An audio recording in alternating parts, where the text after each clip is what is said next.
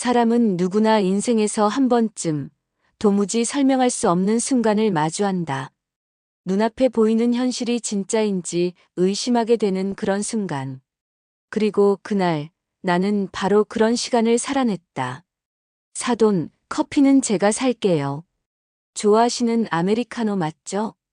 잔잔한 미소를 지으며 다가온 그녀는 평범한 시어머니였다.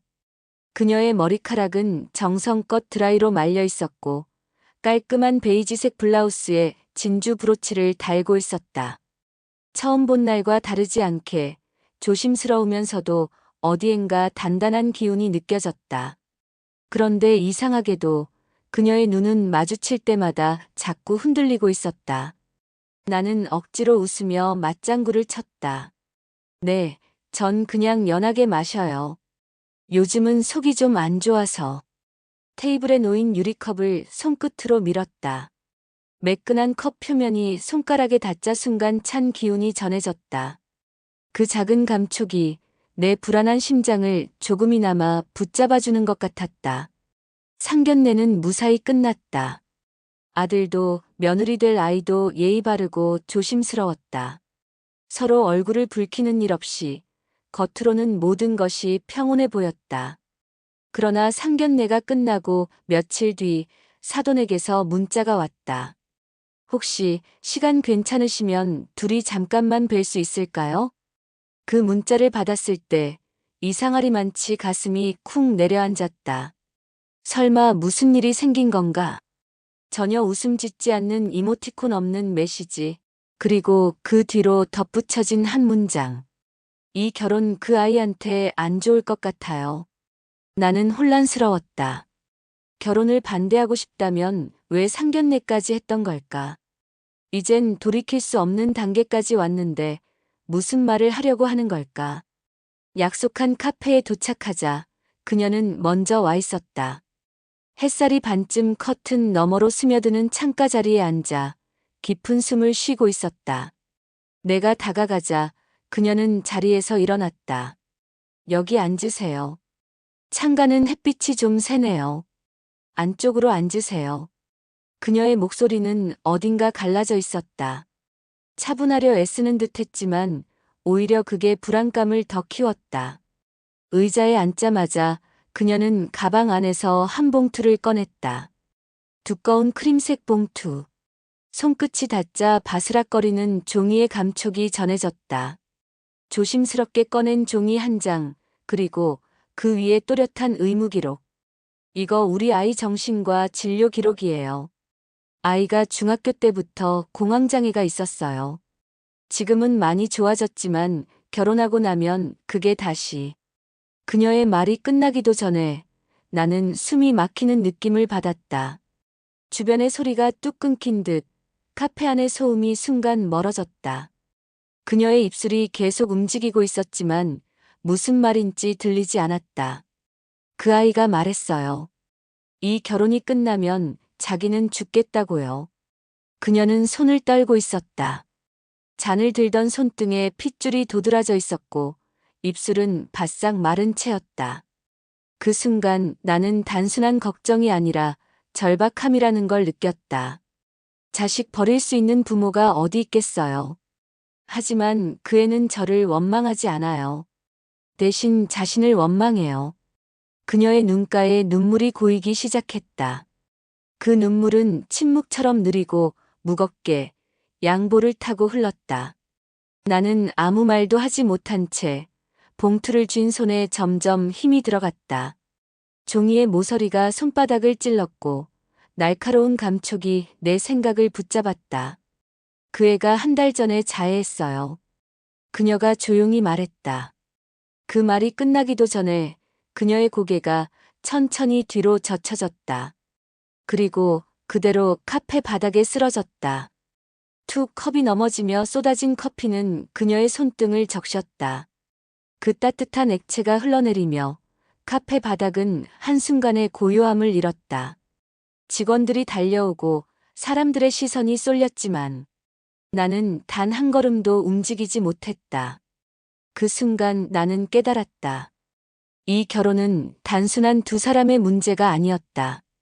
이건 한 가정의 운명을 바꿔놓을지도 모르는 이야기였다는 것을. 그리고 사돈이 내게 건넨 그 비밀은 단순한 고백이 아닌 절박한 구조 요청이었다는 것을.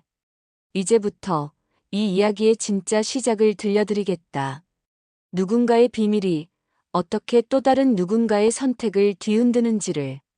그리고 그 비밀이 얼마나 많은 사람들의 삶을 바꿔놓았는지를. 당신이라면 어떤 선택을 했을까? 사람은 누구나 인생에서 한 번쯤 도무지 설명할 수 없는 순간을 마주한다. 눈앞에 보이는 현실이 진짜인지 의심하게 되는 그런 순간. 그리고 그날 나는 바로 그런 시간을 살아냈다. 사돈, 커피는 제가 살게요. 좋아하시는 아메리카노 맞죠? 잔잔한 미소를 지으며 다가온 그녀는 평범한 시어머니였다. 그녀의 머리카락은 정성껏 드라이로 말려 있었고 깔끔한 베이지색 블라우스에 진주 브로치를 달고 있었다. 처음 본 날과 다르지 않게 조심스러우면서도 어디엔가 단단한 기운이 느껴졌다. 그런데 이상하게도 그녀의 눈은 마주칠 때마다 자꾸 흔들리고 있었다. 나는 억지로 웃으며 맞장구를 쳤다. 네, 전 그냥 연하게 마셔요. 요즘은 속이 좀 안 좋아서. 테이블에 놓인 유리컵을 손끝으로 밀었다. 매끈한 컵 표면이 손가락에 닿자 순간 찬 기운이 전해졌다. 그 작은 감촉이 내 불안한 심장을 조금이나마 붙잡아주는 것 같았다. 상견례는 무사히 끝났다. 아들도 며느리 될 아이도 예의 바르고 조심스러웠다. 서로 얼굴을 붉히는 일 없이 겉으로는 모든 것이 평온해 보였다. 그러나 상견례가 끝나고 며칠 뒤 사돈에게서 문자가 왔다. 혹시 시간 괜찮으시면 둘이 잠깐만 뵐 수 있을까요? 그 문자를 받았을 때 이상하리만치 가슴이 쿵 내려앉았다. 설마 무슨 일이 생긴 건가? 전혀 웃음 짓지 않는 이모티콘 없는 메시지. 그리고 그 뒤로 덧붙여진 한 문장. 이 결혼 그 아이한테 안 좋을 것 같아요. 나는 혼란스러웠다.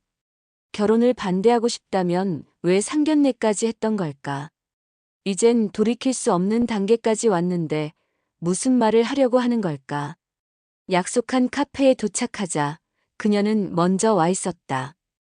햇살이 반쯤 커튼 너머로 스며드는 창가 자리에 앉아 깊은 숨을 쉬고 있었다. 내가 다가가자 그녀는 자리에서 일어났다. 여기 앉으세요. 창가는 햇빛이 좀 세네요. 안쪽으로 앉으세요. 그녀의 목소리는 어딘가 갈라져 있었다. 차분하려 애쓰는 듯 했지만 오히려 그게 불안감을 더 키웠다. 의자에 앉자마자 그녀는 가방 안에서 한 봉투를 꺼냈다. 두꺼운 크림색 봉투. 손끝이 닿자 바스락거리는 종이의 감촉이 전해졌다. 조심스럽게 꺼낸 종이 한 장, 그리고 그 위에 또렷한 의무기록. 이거 우리 아이 정신과 진료 기록이에요. 아이가 중학교 때부터 공황장애가 있었어요. 지금은 많이 좋아졌지만 결혼하고 나면 그게 다시. 그녀의 말이 끝나기도 전에 나는 숨이 막히는 느낌을 받았다. 주변의 소리가 뚝 끊긴 듯 카페 안의 소음이 순간 멀어졌다. 그녀의 입술이 계속 움직이고 있었지만 무슨 말인지 들리지 않았다. 그 아이가 말했어요. 이 결혼이 끝나면 자기는 죽겠다고요. 그녀는 손을 떨고 있었다. 잔을 들던 손등에 핏줄이 도드라져 있었고 입술은 바싹 마른 채였다. 그 순간 나는 단순한 걱정이 아니라 절박함이라는 걸 느꼈다. 자식 버릴 수 있는 부모가 어디 있겠어요. 하지만 그 애는 저를 원망하지 않아요. 대신 자신을 원망해요. 그녀의 눈가에 눈물이 고이기 시작했다. 그 눈물은 침묵처럼 느리고 무겁게 양보를 타고 흘렀다.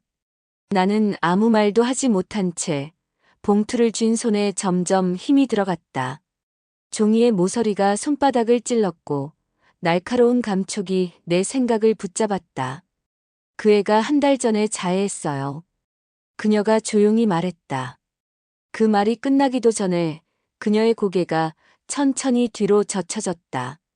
그리고 그대로 카페 바닥에 쓰러졌다. 툭 컵이 넘어지며 쏟아진 커피는 그녀의 손등을 적셨다. 그 따뜻한 액체가 흘러내리며 카페 바닥은 한순간에 고요함을 잃었다. 직원들이 달려오고 사람들의 시선이 쏠렸지만 나는 단 한 걸음도 움직이지 못했다. 그 순간 나는 깨달았다. 이 결혼은 단순한 두 사람의 문제가 아니었다. 이건 한 가정의 운명을 바꿔놓을지도 모르는 이야기였다는 것을. 그리고 사돈이 내게 건넨 그 비밀은 단순한 고백이 아닌 절박한 구조 요청이었다는 것을. 이제부터 이 이야기의 진짜 시작을 들려드리겠다. 누군가의 비밀이 어떻게 또 다른 누군가의 선택을 뒤흔드는지를. 그리고 그 비밀이 얼마나 많은 사람들의 삶을 바꿔놓았는지를. 당신이라면 어떤 선택을 했을까? 상견례가 끝나고 딱 일주일째 되는 날이었다. 평소보다 이른 퇴근길 마트에 들러 장을 보고 집에 들어선 순간 나는 문득 뭔가 이상하다는 걸 느꼈다. 현관문을 열자마자 훅 하고 들어온 집안 공기. 언제나처럼 따뜻하고 익숙해야 할 그 냄새가 그날따라 이상하게 눅눅했다. 눅눅함 속에 스며든 무언가.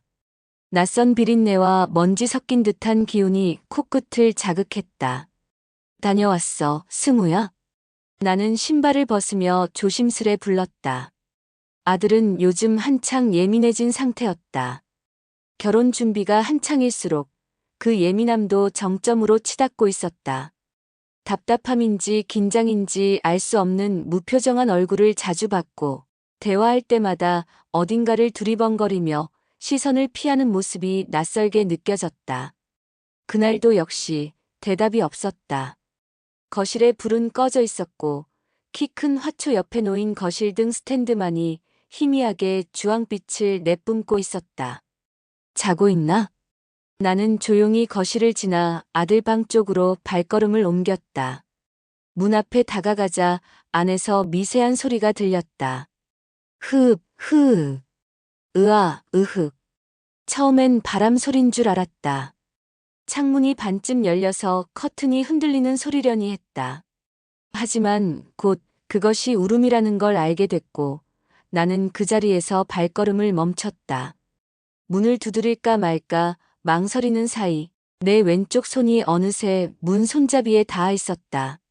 차가운 쇠의 촉감이 손끝에 전해졌고 나는 그 차가움이 내 가슴 속 불안을 더욱 선명하게 만든다는 걸 느꼈다. 승우야. 조심스레 이름을 불렀다. 그러나 울음소리는 멎지 않았다. 오히려 이불 속에 더 깊이 파묻힌 듯 목매는 소리가 더 낮고 깊어졌다. 나는 문틈 아래로 흐릿하게 비치는 불빛을 보았다. 흔들리고 있었다. 불빛이 아니라 그 아이의 그림자가 방 안에서 조용히 몸을 떨고 있는 것이 느껴졌다. 그 진동이 마치 내 등줄기를 타고 올라오는 것 같았다. 승우는 원래 감정 표현이 서툰 아이다. 어렸을 때부터 그래왔다. 3살 때 유치원에서 넘어져 무릎이 깨졌는데도 울지 않았다. 다른 아이들이 넘어지면 엄마를 찾아 울며 소리를 지를 때 우리 아이는 입술을 꼭 다물고 붉어진 눈으로 조용히 서 있었다. 이상하게 얘는 울지 않아요. 그 말은 늘 들었다. 나는 그게 듬직한 줄만 알았다. 어린아이가 울음을 참는 게 기특하다고 생각했고 다른 부모들보다 쉽게 안심할 수 있다고 믿었다. 하지만 지금 와서 생각해보면 그 아이는 어릴 때부터 뭔가를 억누르고 있었던 것 같다. 그리고 이제야 그 억눌림이 새어나오기 시작한 거였다. 그날 밤 나는 아무 말 없이 방 앞에 앉아 있었다. 문을 열고 다가갈 용기도 등을 돌리고 돌아설 용기도 없었다. 그래서 조용히 주저앉아 몇 분이고 몇십 분이고 그렇게 있었다. 내 무릎 위로 손이 얹혀졌다. 내 손이었다. 나도 모르게 손가락을 꼭 잡고 있었다. 그 손에선 식은땀이 났고 조명이 비치는 그늘진 벽 쪽엔 내 그림자가 잔뜩 구겨져 있었다. 그림자조차 지쳐 보였다. 내 마음처럼. 다음 날 아침 나는 일부러 아들보다 먼저 일어났다. 부엌에 서서 조용히 미역국을 끓였다. 생일도 아닌데 미역국을 끓이는 내가 스스로도 이상했지만 어쩐지 그날은 따뜻한 국물이라도 먹여야 할 것 같았다. 조금 있으면 며느리 될 아이가 올 예정이다. 함께 웨딩사진 스튜디오를 보러 가기로 했다고 했다. 나는 탁자에 숟가락을 올려두며 속으로 기도하듯 중얼거렸다. 오늘은 괜찮기를 제발. 그 순간 아들이 방에서 나왔다. 하지만 이상하게도 그는 내 눈을 보지 않았다. 국 끓였어? 응. 어제 저녁도 못 먹었잖아. 그는 말없이 식탁에 앉더니 숟가락을 들었다. 천천히 미역을 한 숟갈 떠올리며 입에 넣었다. 씹는 소리가 들렸다. 아주 느리고 무겁게. 나는 그걸 보며 안도해야 하는 건지 더 불안해야 하는 건지 몰랐다. 엄마. 응? 그냥 아무것도 묻지 마. 그 말은 명령이 아니었다. 간절함이었다. 그의 눈동자가 처음으로 나를 정면으로 마주했을 때 그 안엔 무언가 깨진 유리 조각 같은 게 들어있었다. 반짝였고 위험했다. 나는 고개를 끄덕였다. 그의 말대로 아무것도 묻지 않겠다고. 하지만 마음속에선 이미 수천 가지 질문이 소용돌이치고 있었다.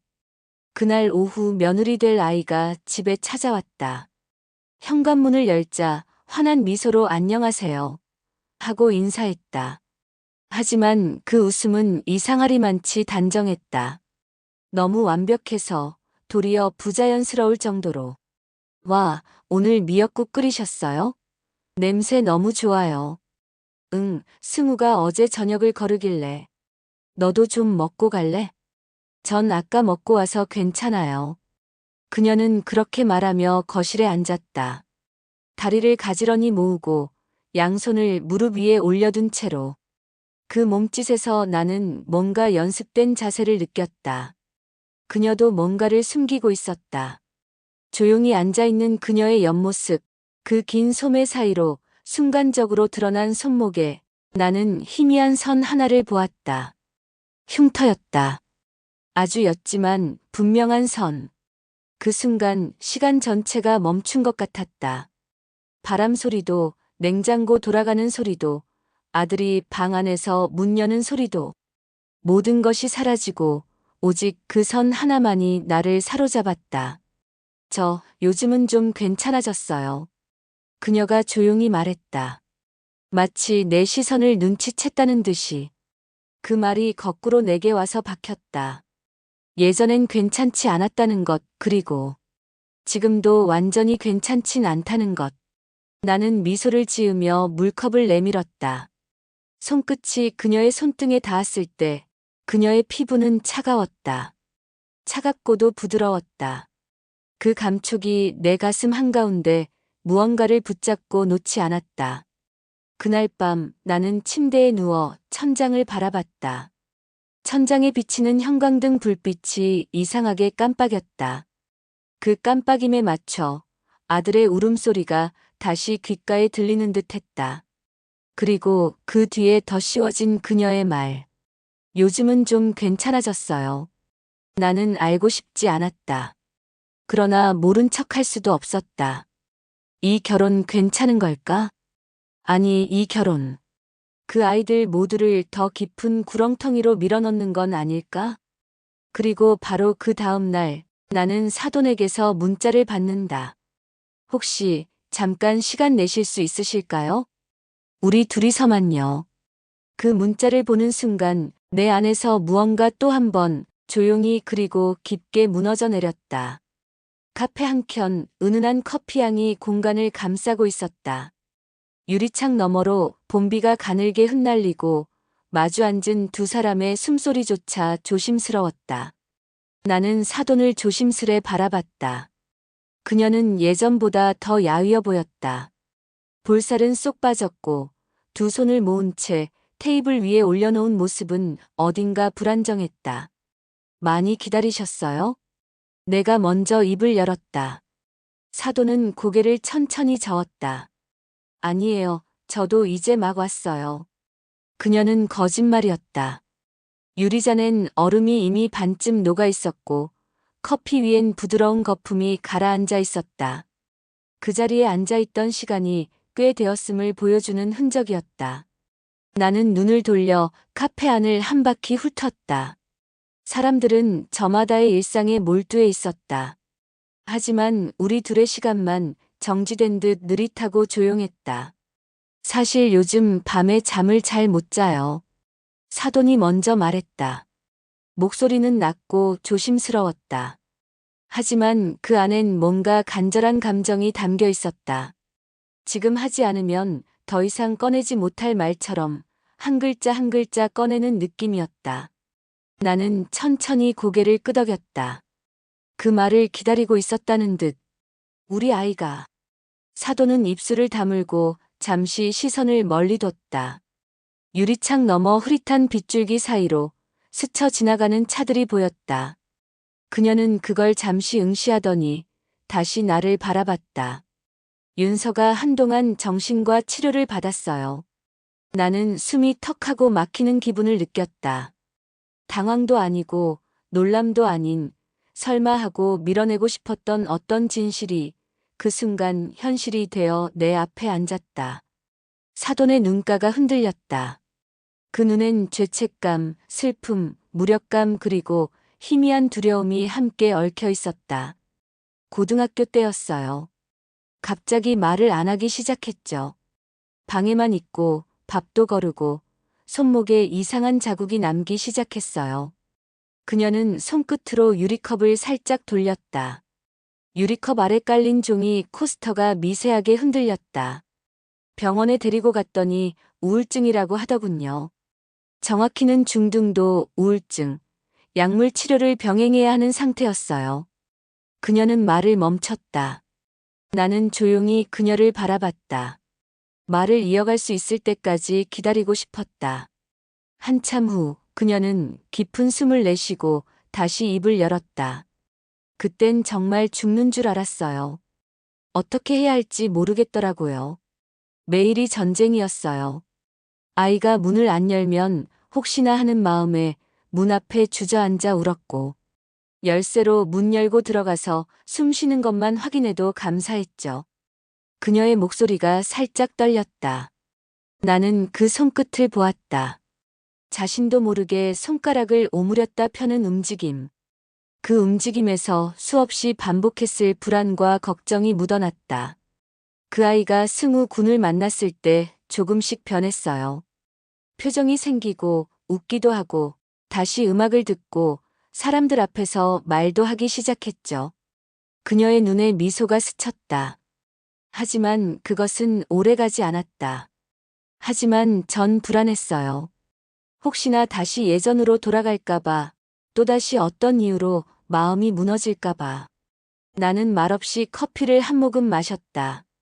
따뜻한 커피가 입안에서 퍼지며 쓰고 구수했고 목을 타고 내려갈 때는 뜨겁게 느껴졌다. 그 감각이 낯설지 않았다. 누군가의 고백을 들을 때 느끼는 감정은 늘 이런 식이다.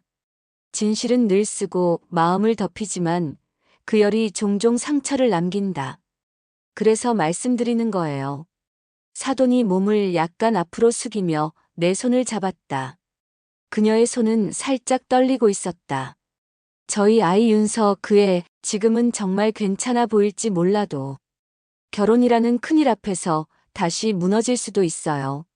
나는 아무 말도 하지 못했다. 무슨 말을 해야 할지 몰랐다. 이 결혼이 끝나면 아마 제 아이는. 그녀는 그 말을 다 끝맺지 못했다. 그냥 조용히 입을 다물고 고개를 떨궜다. 그 순간 사돈의 얼굴에서 핏기가 쭉 빠지기 시작했다. 그녀의 손이 점점 차가워지고 눈동자가 흔들리는 것을 느꼈다. 괜찮으세요? 나는 자리에서 급히 일어나 그녀 쪽으로 다가갔다. 하지만 그보다 빠르게 그녀는 눈을 질끈 감더니 고개를 떨군 채로 그대로 테이블 옆으로 쓰러졌다. 사람 살려요. 어머, 괜찮으세요? 카페 안이 삽시간에 소란스러워졌다. 바리스타가 달려왔고 나는 급히 그녀의 몸을 안아 일으키려 했다. 사돈의 몸은 깃털처럼 가벼웠다. 그러나 그 안엔 이루 말할 수 없는 무게가 담겨 있었다. 고통의 무게, 비밀의 무게, 그리고 어머니로서의 무너진 책임감이. 그녀의 볼은 차갑고 축축했다. 나는 조심스레 그녀의 이마를 짚었고 그녀는 미세하게 눈을 떴다. 미안해요, 저. 그녀는 그렇게 중얼거리며 다시 눈을 감았다. 병원 응급실로 향하는 길, 차 안엔 조용한 긴장감만이 감돌았다. 나는 조수석에 앉아 가느다란 숨을 쉬는 그녀를 바라보며 생각했다. 무엇이 옳은지, 무엇이 안전한지. 이 결혼을 멈추는 것이 모두를 살리는 일일지, 혹은 모두를 더 아프게 만드는 길일지. 창문 너머로 비는 여전히 내리고 있었고, 와이퍼가 창문을 가로지르며 남긴 물줄기 사이로. 나는 이 결혼이라는 이름 아래 너무 많은 상처들이 숨겨져 있다는 걸 알게 되었다. 그리고 그날 밤 승우는 아무 말도 없이 내게 다가왔다. 엄마. 그는 천천히 내 손을 잡았다. 나 윤서랑 결혼 안 할 수도 있어. 왜? 그는 한참을 망설이다가 말했다. 그 애 가끔 내 눈을 안 봐. 날 좋아한다고 말하면서도 꼭 뭔가를 참는 표정이야. 나는 조용히 그의 손을 꼭 잡았다. 그리고 생각했다. 이 아이도 그 아이도 누군가에게 다 치유되지 못한 상처라는 걸. 이 결혼은 서로의 상처를 덮는 일이 아니라 그 상처를 꺼내 마주보는 일이 되어야 한다는 걸. 응급실의 불빛은 늘 그렇듯 너무 밝고 지나치게 차가웠다. 하얀 형광등 아래에서 사돈의 창백한 얼굴은 더 푸석해 보였다. 의사와 간호사들이 바쁘게 움직이고 나는 복도 의자에 앉아 한 손으로 이마를 짚었다. 기억이 희미하게 뒤엉켰다. 사돈이 손을 덜덜 떨며 이 결혼 끝나면 우리 애 죽어요라고 말하던 순간 그 말의 여운은 한밤중에도 귓가를 맴돌며 사라지지 않았다. 보호자분? 나는 고개를 들었다. 흰 가운을 입은 젊은 의사가 다가오고 있었다. 그는 조심스러운 목소리로 말을 꺼냈다. 큰 이상은 없습니다. 스트레스로 인한 실신이에요. 일시적인 과호흡 증세도 있었고요. 휴식 취하시면 괜찮아지실 겁니다. 감사합니다. 의사는 잠시 머뭇거리다가 한마디를 덧붙였다. 다만 환자분이 깨어나셨을 때 꽤 불안정한 상태였어요. 무슨 충격적인 일이 있으셨는지 모르겠지만 말씀 나누실 땐 조금 조심해 주시면 좋겠습니다. 나는 그 말의 무게를 실감했다. 사돈의 말처럼 뭔가 아주 깊은 곳이 이미 무너지고 있었던 걸지도 모른다. 병실은 조용했다. 밤 공기가 섞인 냉기 어린 공기, 그리고 창밖에서 들려오는 자동차 바퀴 소리. 그게 전부였다. 사돈은 침대 위에 누운 채 눈을 감고 있었지만 그 눈가엔 아직 미세한 떨림이 남아 있었다. 나는 조용히 의자에 앉았다. 그리고 아무 말 없이 그녀의 곁에 앉아 있는 것밖에 할 수 없었다. 윤서는. 사돈이 먼저 입을 열었다. 그녀의 목소리는 깨지기 직전의 유리처럼 얇고 조용했다. 중학교 때 친구한테 끔찍한 일을 당했어요. 나는 몸을 굳혔다. 그 친구는 윤서가 말 안 하면 그냥 넘어갈 거라 생각했겠죠. 그리고 결국 아무 일도 안 일어났어요. 그 아이는 전학 갔고 윤서는 남았어요. 말도 못하고 엄마인 나한테조차. 그녀는 두 손으로 얼굴을 감쌌다. 몸이 미세하게 떨리는 게 보였다. 그애 늘 억지로 견디면서 살았어요. 그래도 잘 살아내는 줄 알았는데 이 결혼 앞에서 다시 그날로 돌아가는 것 같대요. 그때와 똑같은 느낌이 든다고 그 말을 하더라고요. 나는 말없이 그녀를 바라봤다. 수많은 생각이 떠올랐지만 아무 말도 할 수 없었다. 잘못 말했다가는 그녀를 더 아프게 할 것 같았다. 사돈 윤서가 승우한테 말했나요? 자기 과거에 대해서. 사돈은 고개를 저었다. 아니요. 그 아이는 승우가 알면 떠날까봐, 다시는 누굴 믿지 못할까봐 그게 두려운 거예요. 나는 천천히 숨을 내쉬었다. 답이 없는 미로를 걷는 기분이었다. 그날 밤 나는 집에 돌아와 방 안에서 한참을 앉아 있었다. 승우는 자기 방에 있었고 문은 닫혀 있었다. 나는 그 문을 보며 한참을 망설였다. 그리고 결국 문을 두드렸다. 승우야. 응. 문이 열렸다. 아들은 책상 앞에 앉아 있었고 얼굴엔 피곤함이 배어 있었다. 오늘 병원 갔다 왔단 얘긴 들었지? 그는 고개를 끄덕였다.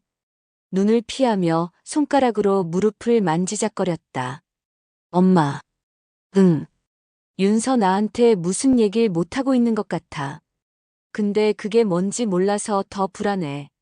나는 조심스럽게 아들의 옆에 앉았다. 그리고 아주 조심스럽게 말했다. 윤서가 겪었던 일 중에 정말 말로 할 수 없을 만큼 아픈 기억이 하나 있단다. 승우는 눈을 동그랗게 떴다. 그게 뭔데? 나한테 말 안 해? 그걸 말하는 게 얼마나 무섭고 힘든 일인지 너도 이해할 수 있니? 승우는 입술을 깨물었다. 그의 두 눈에 감정이 맴돌았다. 분노, 슬픔, 그리고 실망. 근데 난 왜 그런 중요한 걸 몰랐어야 해? 내가 사랑한다고 했던 사람인데. 그 애도 날 믿는다며. 사랑한다고 해서 모든 걸 다 말할 수 있는 건 아니란다. 사랑하니까 더 말 못하는 것도 있어. 나는 그의 어깨에 조심스럽게 손을 얹었다. 아들의 어깨는 긴장으로 굳어 있었고 그 안에서 복잡하게 얽힌 감정이 느껴졌다. 그날 밤 아들은 방을 나서지 않았다.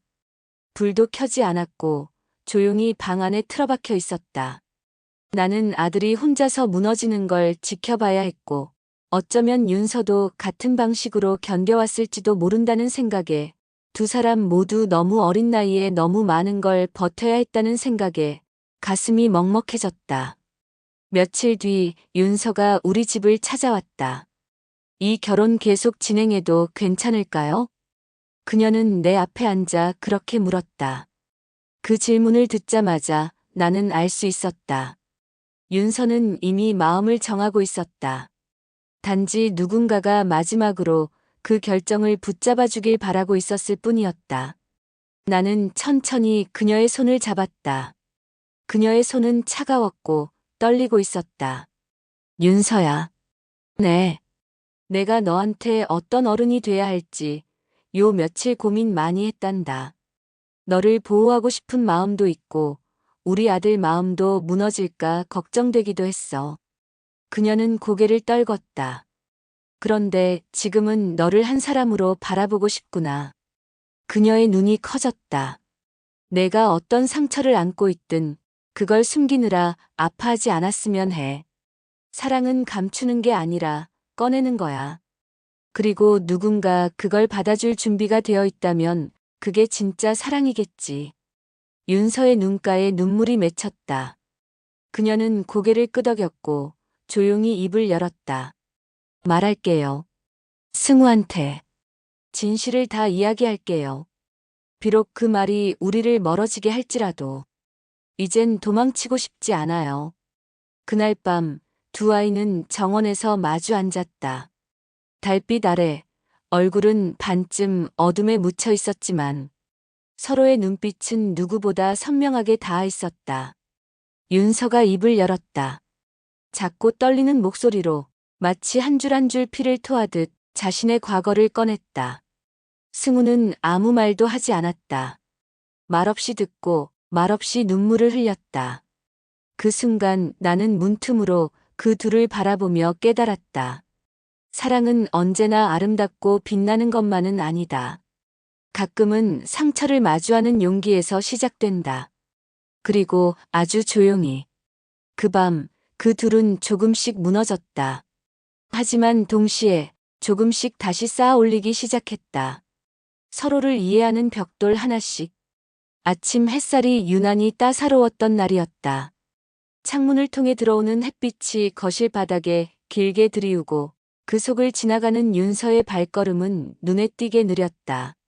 손에는 조심스레 포장된 작은 케이크 상자가 들려 있었고 등 뒤로는 바스락거리는 종이봉투 소리가 따라왔다. 현관문을 열고 맞이한 나는 순간 당황스러웠다. 윤서의 얼굴은 평온한 듯 보였지만 그 안쪽 어딘가엔 결심의 흔적이 번져 있었다. 얇은 입술은 단단히 다물려 있었고 그녀의 눈동자는 작지만 확고한 빛을 머금고 있었다. 이거 드시고 싶으실 것 같아서요. 어제 말씀하셨잖아요. 생크림보단 크림치즈 좋아한다고. 나는 고개를 끄덕이며 케이크 상자를 받았다. 윤서가 무언가를 준비했다는 그 사실만으로도 그녀가 얼마나 많은 고민 끝에 이 자리에 왔는지 알 수 있었다. 승우 방에 있어요. 아직 자는 중일 거예요. 나는 조심스럽게 말했다. 윤서는 작게 고개를 끄덕였다. 그리고 현관 앞에 서서 한참을 말없이 서 있었다. 괜찮아요. 조금만 기다릴게요. 그 짧은 대답이지만 그녀의 내면에서는 몇 시간, 아니 며칠을 걸쳐온 내적 결심이 느껴졌다. 나는 거실에 함께 앉기를 권했다. 둘 사이에 놓인 테이블 위에는 조심스럽게 올려진 케이크 상자와 따뜻한 커피 2잔. 아직 대화는 시작되지 않았지만 그 공간은 이미 긴장으로 가득했다. 윤서야. 네. 내가 괜한 말일 수 있는데 정말 꼭 말해야겠다고 생각했어? 그녀는 천천히 고개를 끄덕였다. 입술 위로 손가락이 조심스럽게 닿았다. 불안하게 떨리는 그 움직임은 누구에게도 쉽게 보여주지 않았을 그녀의 맨살 같은 감정이었다. 지금 말하지 않으면 영원히 숨기고 살게 될 것 같아서요. 그 말에 나는 조용히 한숨을 내쉬었다. 그녀의 진심이 느껴졌다. 단지 고백이 아닌 치유의 첫걸음을 내딛는 순간이었다. 그때 계단 위에서 발소리가 났다. 익숙한 슬리퍼 끌리는 소리. 그리고 곧 잠에서 덜 깬 얼굴로 승우가 거실로 내려왔다. 그의 눈이 윤서를 보자마자 동그랗게 커졌고 잠깐 머뭇거리던 그는 자연스레 그녀의 앞에 앉았다. 테이블 위에 놓인 커피 향이 그들 사이에 퍼지면서 공기는 더욱 무거워졌다. 승우야. 윤서가 입을 열었다. 그녀의 목소리는 또렷했지만 그 속에 스치는 미세한 떨림은 감출 수 없었다. 나 너한테 못했던 얘기가 있어. 승우는 조용히 고개를 끄덕였다. 더 이상 질문하지도 채근하지도 않았다. 그저 듣겠다는 표정. 그 표정이 윤서의 손끝을 더 떨리게 만들었다. 중학교 때 아주 친했던 친구가 있었어. 나는 그 아이를 정말 믿었고 내 얘기를 많이 했어. 가족 얘기, 꿈, 좋아하는 것들. 윤서의 시선이 멀어진다. 거실 한 구석, 그림자진 부분을 오래 응시했다. 그곳엔 아무것도 없었지만 그녀는 분명 무언가를 보고 있었다. 그 아이가 날 배신했어. 그날 이후로 나는 한동안 아무 말도 못했어. 엄마한테도 선생님한테도. 세상에 혼자 남은 기분이었어. 목소리가 점점 작아졌고 승우의 손이 조용히 움직여 테이블 위 윤서의 손등 위에 닿았다. 그 따뜻한 접촉에 윤서의 어깨가 살짝 떨렸다. 하지만 그녀는 물러서지 않았다. 그때 이후로 나는 누굴 믿는 게 너무 무서웠어. 다시 그런 일이 생기면 어떡하지? 나한테 실망하면 어떡하지? 그게 너무 두려워서. 윤서의 눈에서 눈물이 한 방울 조용히 떨어졌다. 그것이 탁자 위 나무결을 따라 퍼질 때 그녀는 마치 처음으로 숨을 쉬는 것처럼 깊은 숨을 들이켰다. 근데 너를 만나고 조금씩 그 무서움이 옅어졌어. 웃을 수 있었고 미래를 상상할 수 있었어. 그래서 더 두려웠어. 혹시 이걸 말하면 너마저 떠나버릴까 봐. 승우는 한참을 말이 없었다. 조용히 윤서의 손을 꼭 잡은 채 숨만 내쉬고 있었다. 그 침묵은 따뜻했다. 무언의 위로가 되어 윤서를 감싸 안았다. 한참 후 승우가 입을 열었다. 윤서야. 응. 그 말 해줘서 고마워. 그녀의 눈동자가 흔들렸다. 내가 얼마나 용기 낸 건지 알아. 나도 그걸 외면하고 싶지 않아. 승우는 두 손으로 그녀의 손을 감쌌다. 그녀의 차가운 손 위로 그의 온기가 천천히 퍼져나갔다. 넌 나한테 그 어떤 것보다 소중한 사람이야. 윤서의 눈가엔 다시금 눈물이 맺혔다. 하지만 이번엔 두려움보다 안도의 감정이 더 컸다. 나는 조용히 거실을 빠져나왔다. 주방 쪽으로 돌아서며 두 아이의 뒷모습을 마지막으로 바라보았다. 그 둘은 마치 한겨울 끝에 처음으로 피어나는 꽃처럼 조심스럽게 서로를 감싸고 있었다. 그날 이후 둘은 자주 서로를 마주했다. 윤서는 조금씩 밝아졌고 승우도 더 단단해졌다. 내가 가장 감동했던 순간은 며칠 후 승우가 작은 쪽지를 내게 건넸을 때였다. 엄마, 우리 결혼 잠시 미뤄도 괜찮지? 그래. 이유는? 윤서가 치유의 시간을 더 가졌으면 좋겠어. 같이 그 시간을 채우고 싶어. 나는 그 쪽지를 들고 오래도록 가만히 앉아 있었다. 그 아이들은 이제 진짜 어른이 되어가고 있었다. 그리고 그렇게 한때 무너질 것 같던 결혼은 이제 함께 쌓아 올리는 관계가 되었다. 윤서의 고백이 그들의 사랑을 흔들긴 했지만 동시에 더 깊고 단단하게 만들었다. 진실은 때로 두려움을 가져온다. 하지만 두려움 끝에 피어난 용기는 그 어떤 아름다움보다 더 진하고 깊다. 그리고 그날 나는 진심으로 믿게 되었다. 이 결혼은 파국이 아니라 치유의 시작이었다는 것을. 가을비가 추적추적 내렸다. 거실 창문에 떨어진 빗방울이 천천히 흘러내리며 유리창 너머 세상을 흐릿하게 왜곡시켰다. 잔잔했던 오후 그 정적을 깨듯 핸드폰이 울렸다. 사돈 오늘 잠깐 뵐 수 있을까요? 사돈댁 어머니의 목소리는 여전히 낮고 조심스러웠지만 그 안에 숨겨진 어떤 결정이 느껴졌다. 나는 아무 말 없이 짐작만 한 채 그녀가 보내준 카페 주소로 향했다. 평소와는 달랐다.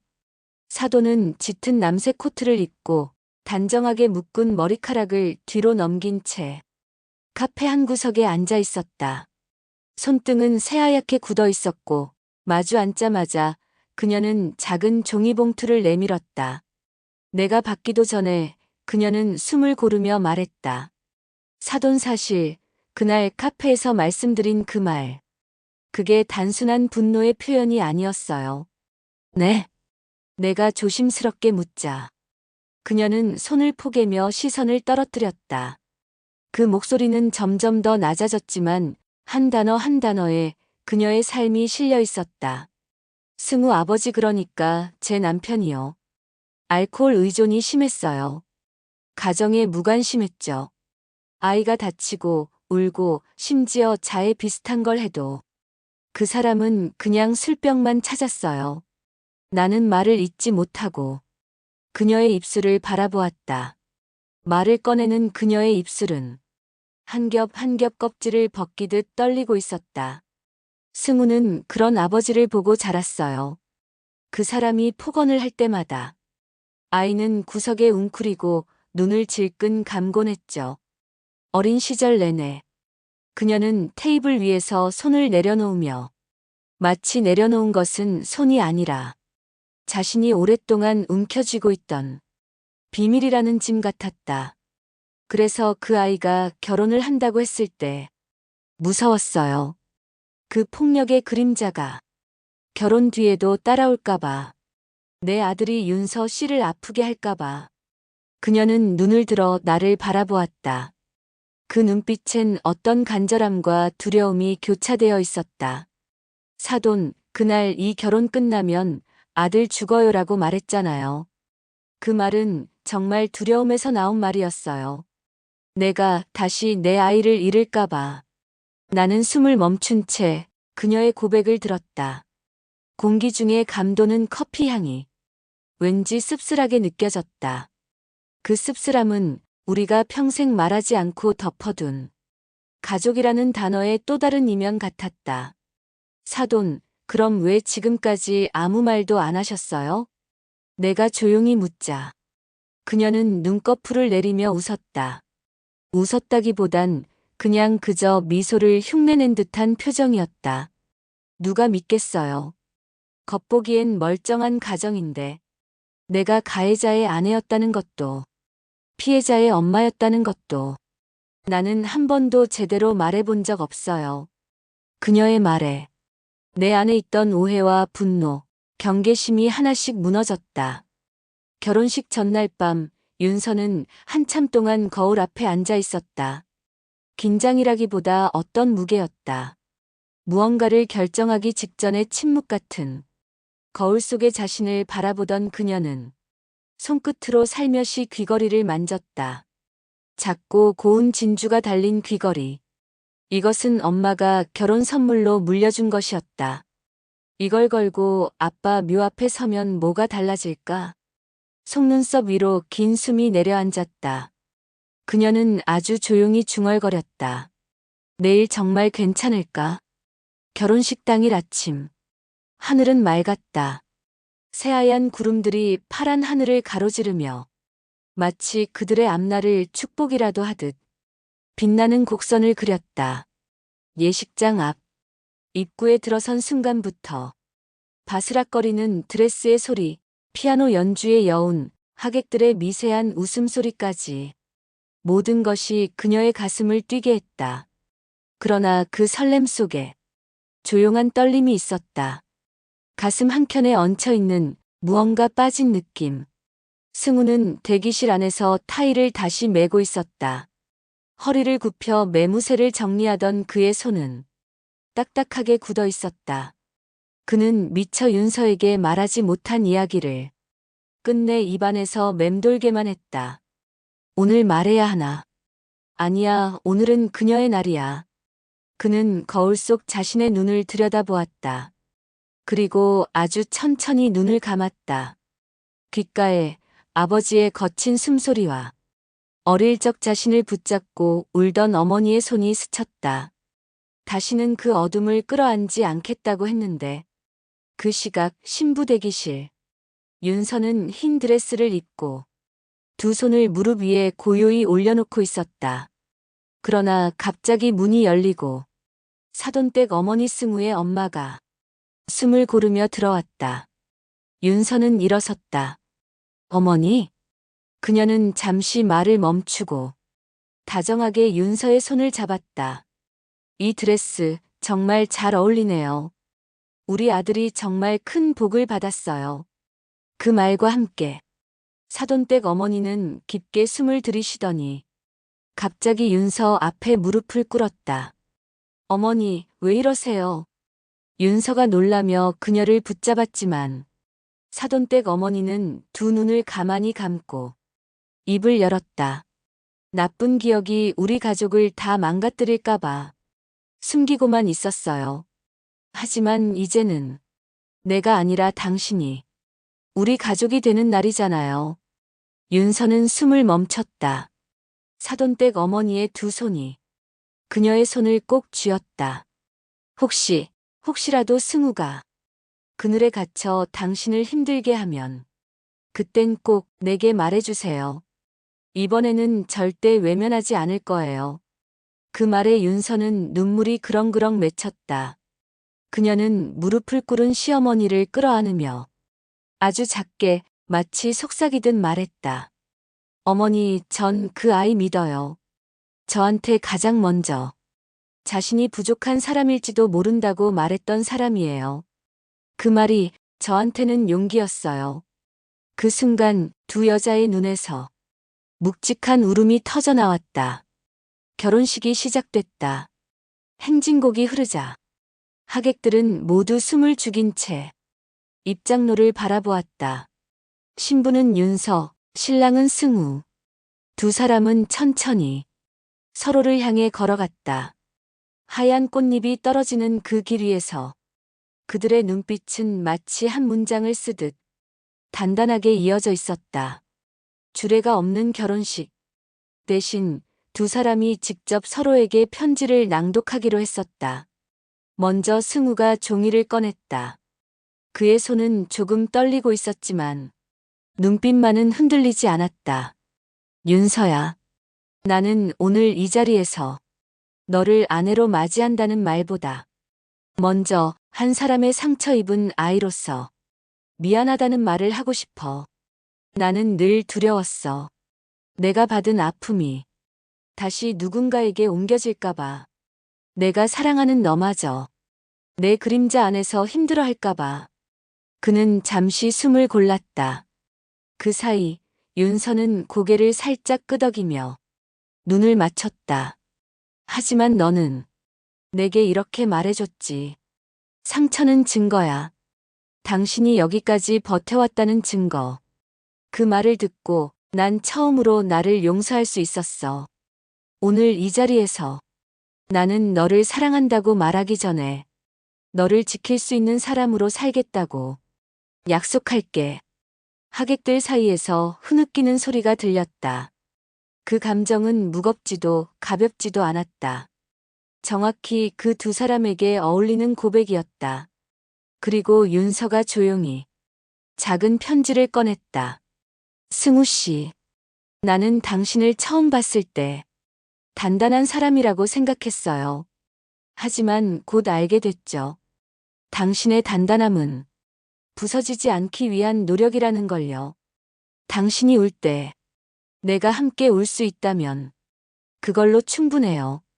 당신이 흔들릴 때 내가 잡아줄 수 있다면 그걸로 좋게요. 그녀는 눈을 들어 승우를 바라보며 말했다. 가족이란 부족한 사람이 또 다른 부족한 사람을 만나 서로 덜 외로워지는 거라고 믿어요. 이제부터 우리 덜 외롭기로 해요. 예식장은 뜨거운 박수와 함께 하얀 빛으로 물들었다. 식이 끝난 뒤 예식장 뒷마당에서 조용히 담배를 피우던 사돈댁 아버지는 혼자 구석에 서 있었다. 그때 승우가 다가갔다. 아버지. 그는 아버지를 바라보며 작게 말했다. 나는 오늘 당신의 아들이길 포기합니다. 그 말에 사돈댁 아버지는 당황한 표정을 지었다. 그게 무슨... 하지만 대신 내 아내의 남편이 되겠습니다. 내 가족의 보호자가 되겠습니다. 당신이 하지 못했던 걸 나는 하려고 합니다. 승우는 그 말 뒤로 고개 숙이지도 감정적으로 흐르지도 않았다. 그저 단호했고 조용했다. 그 태도는 한 아이가 남자이자 남편으로 성장하는 순간 그 자체였다. 그날 밤 신혼여행을 떠나기 전 윤서는 승우의 손을 꼭 잡고 말했다. 이제 우린 누구의 그림자도 아니야. 승우는 웃었다. 그 웃음은 처음으로 완전히 편안해 보였다. 그리고 그 순간 내 딸이 처음으로 진짜 어른이 되었다는 걸 나는 직감적으로 알 수 있었다. 사람은 결혼식이라는 의식을 통해 이전의 자신과 작별한다. 그건 단지 축복의 날이 아니라 자신의 모든 과거와 상처를 끌어안고 다시 걸음을 내딛는 의식이었다. 결혼이란 사랑만으로는 부족한 선택이다. 신뢰와 이해, 책임과 용기를 매일같이 새로이 배우고 또 실천해야 하는 긴 여정이다. 하지만 그 여정이 어느 날 두 사람의 눈빛 하나로 다시 견딜 힘을 얻게 된다면 그건 결혼이라는 말보다 더 깊은 의미일 것이다. 이제 이야기는 여기까지입니다. 딸을 시집 보낸 어미로서 이제는 조용히 뒤로 물러날 시간입니다. 하지만 그 아이가 가끔 엄마를 찾을 때 언제든 따뜻한 밥 한 끼 지어줄 수 있는 그런 등이 되고 싶습니다.